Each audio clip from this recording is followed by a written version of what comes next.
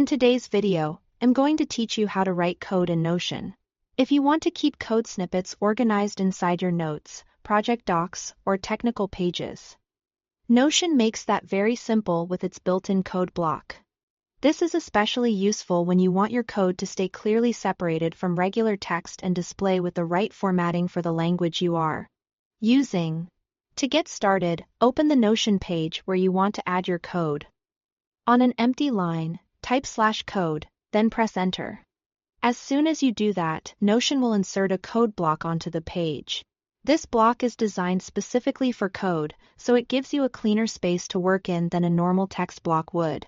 Next, click inside the code block and either type your code directly or paste in code you already have from somewhere else. This is the main editing area, and once your content is inside the block, it becomes much easier to read than if it were placed in a plain paragraph. If you are pasting code, it's a good idea to quickly scan through it afterward to make sure the spacing and line breaks look correct. After your code is in place, move your mouse over the top left corner of the code block. You'll see the current language label there. Click on the language name to open the language selection menu.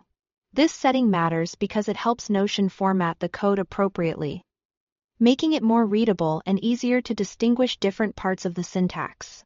From there, use the search field if needed and select the specific programming language that matches your code.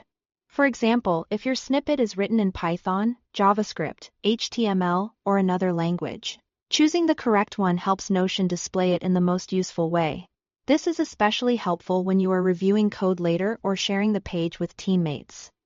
And that's all there is to it. You create a code block with /code.